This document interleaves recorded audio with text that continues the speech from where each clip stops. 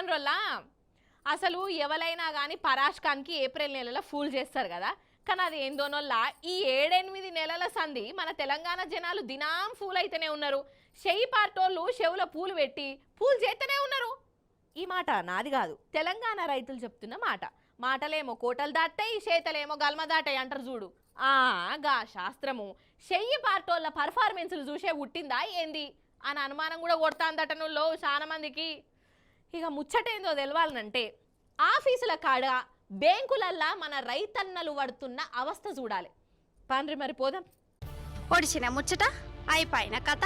అంతన్నారు ఇంతన్నారు ఏమేమో ఉద్దరు మాటలు చెప్పిరు. లాస్ట్ కత్తే ఏమాయే చెట్ల మీద ఇస్తరాకులు గుట్ట ముచ్చట్లు అయిపోయా. గదేనుల్లా మన చేయి పార్టీ 6 గ్యారెంటీల ముచ్చట చెప్తున్నా. 6 గ్యారెంటీలు ఏ తీర్ల ముంగడికి పోతున్నాయో మీరు కూడా చూస్తూనే ఉన్నారు కదా. అయితే ఇప్పుడు చేయి పార్టీ లీడర్లు ఏమంటురోళ్ళా, రైతుల రుణాలు మాఫ్ చేసినాం, వాపస్ ఇచ్చేసినాం అని చెప్తురా. కానీ అసలు కథనేమో అలాగున్నది. హగ చూడురి రైతులు ఎట్లా తాడ్లాడుతుర్రో రుణాలు మాఫీ గాక.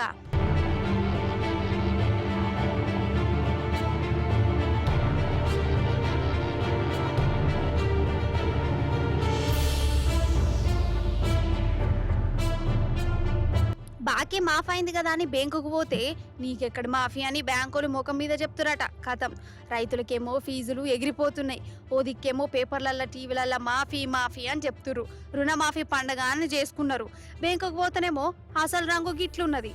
మాఫ్ చెయ్యూరి సార్లు అని రైతులు అడిగితే నీకు ఆధార్ కార్డు చక్కగా లేదు, పాస్బుక్ల పేరు మస్కమస్కున్నది, రేషన్ కార్డు లేదు, కంప్యూటర్ పనిచేస్తలేదు, మళ్ళా రాపో మాపిటీలు గలువు యో గిట్ల గీసొంటి కుంటి సాకులు చెప్తురట.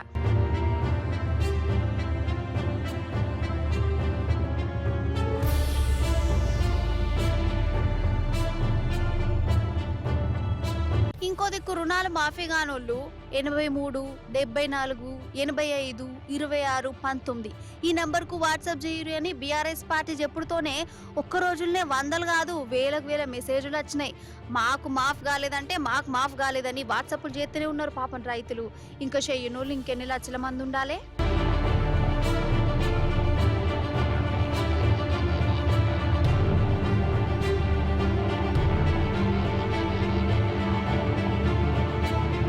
ఈడ ఆడ ఈ ఊరు ఆ ఊరని కాదు, ప్రతి జిల్లాల ప్రతి ఊర్లో గిదే కథ గిదే పంచాది. అసలు రైతులకు మాఫీ అంటే మాఫీ ఉండాలి కదా. కేసీఆర్ సారు మునుపు గట్లనే చేసిండు. ఇప్పుడేమో 1,00,000 కండిషన్లు కానూన్లు తీసుకొచ్చే ఇంకేమున్నది. ఓగలగత్తే 10 మంది కత్తలేదట. అగో వీళ్ళ బాధలు నుర్రి మీరే. అయితే బ్యాంకు ఆధార్ కార్డులో ఎండపల్లెలు ఉంది, బ్యాంకులో ఎండపల్లెలు ఉంది. ఆ పేరు మిస్టేక్ మీద విఓ గారు అడిగితే ఇది మిస్టేక్ ఉందన్నారు. బుక్ మార్పించా, ప్రాసెస్ నడవటం లేదు. ఏం కలెక్టర్ ఆఫీస్కి పోయినా సమాధానం లేదు. నాకు 4 ఎకరాల పొలం ఉంది. నేను పుట్టిన కాంచి దున్నపోతులు ఎడ్లు అరక దొంతున్నా. నాకు 2 గవర్నమెంట్లో రుణమాఫీ వచ్చింది. ఈ గవర్నమెంట్లో రుణమాఫీ రాలే. 1,50,000.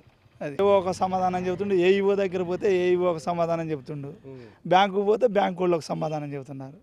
ఒక సమాధానానికి ఒక సమాధానం పొంతం లేదు. అది సంబంధమే లేని వ్యవహారం చెబుతున్నారు. 2015 నుంచి తీసుకుంటున్నాం. గత ప్రభుత్వంలో 45,000 రుణమాఫీ వచ్చింది. ఈరోజు 80,000 కట్టి తీసుకున్నారు మన సీఎం రేవంత్ రెడ్డి గారు.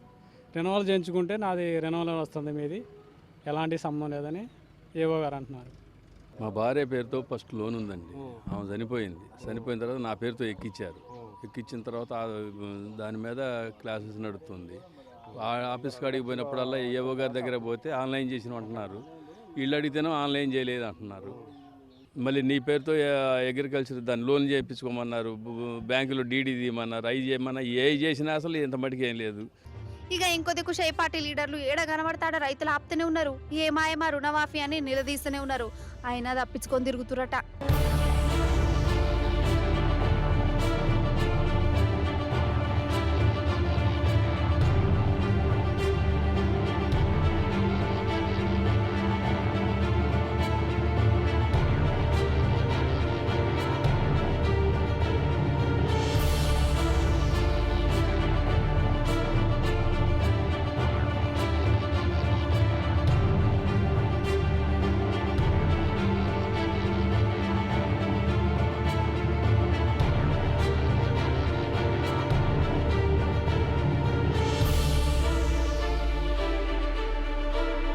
కాదోలేమనంటే కోపం కానీ అయితే అవుతుందని చెప్పాలి, కాకుంటే మాతో అయితే లేదు చెంపలేసుకోవాలి. కానీ ఈ లేనిపోని లిటిగేషన్ లేంది, రైతులను రోడ్ల మీదకి తెచ్చుడేంది, వాళ్ళని గోసవుచ్చుకునుడేంది.